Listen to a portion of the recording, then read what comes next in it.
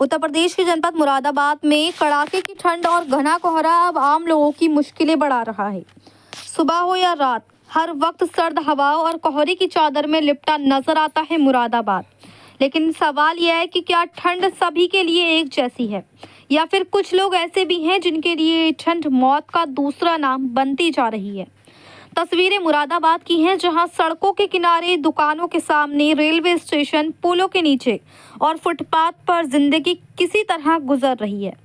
ये वो लोग हैं जिनके सर पर छत नहीं, जिनके पास ओढ़ने को कंबल तक नहीं और ठंड से बचने के लिए सिर्फ जमीन पर जलती आग ही आखिरी सहारा है। वीडियो में आप साफ देख सकते हो, कोई कागज, प्लास्टिक या लकड़ी या कूड़ा जलाकर अपने हाथ सेक रहा है, तो कोई खुले आसमान के नीचे ठिठुरते हुए रात काटने को मजबूर है। फुटपाथ पर रहने वाले ये लोग न सिर्फ ठंड से जूझ रहे हैं, बल्कि बीमारी, भूख और डर के साए में भी जी रही हैं।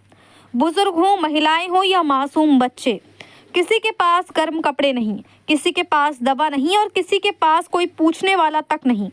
सबसे बड़ा सवाल यह है कि अगर इस कड़ाके की ठंड में किसी की तबीयत बिगड़ जाती है या किसी मासूम की जान चली जाती है, तो आखिर इसकी जिम्मेदारी कौन लेगा?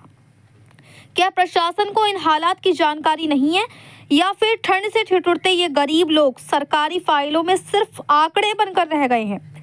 कंबल वितरण की व्यवस्था आखिर कहाँ है, और ठंड से बचाव के लिए रात में कोई स्थायी इंतजाम क्यों नहीं दिख रहा? फुटपाथ पर रह रहे लोगों के लिए अब तक ठोस कदम क्यों नहीं उठाए गए? जरूरत है कि प्रशासन तुरंत प्रभाव से फुटपाथ पर रह रहे लोगों को चिन्हित करे, कंबल और गर्म कपड़ों का वितरण करे, रात में गश्त कर जरूरतमंदों को सुरक्षित स्थानों तक पहुंचाए, क्योंकि ठंड किसी को देखकर नहीं पड़ती और लापरवाही किसी की जान ले सकती है। मुरादाबाद की ये तस्वीरें सिर्फ ठंड की नहीं, बल्कि सिस्टम की ठंडेपन की भी गवाही दे रही हैं। मुरादाबाद से परवेज अंसारी की रिपोर्ट।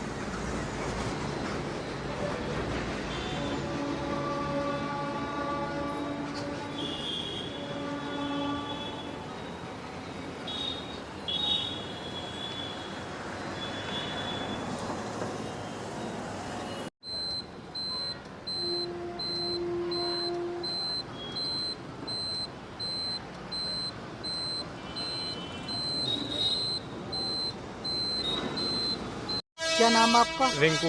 रिंकू जी, कहाँ जा रहे हैं आप? रुद्रपुर जा रहे हैं। अच्छा, तो आप इतने कड़कड़ाती ठंड में आप खुले में क्यों सो रहे हैं? ऐसा हुआ था अंकल, हम अंदर सो रहे थे तो पुलिस वालों ने मना कर दिया, वहाँ से भगा दिया। फिर हम यहाँ आ गए। हाँ। फिर यहाँ से हम वहाँ थोड़ा ताप रहे थे, वहाँ से भी मना कर दिया। हम्म। तो हम फिर यहाँ पे लेट गए। कितनी ठंड पड़ रही है, उस हिसाब से आप ज़मीन पर लेटे हुए हैं, तो उस हिसाब से तो और तबीयत ख़राब हो जाएगी आपकी। जी अंकल, क्या?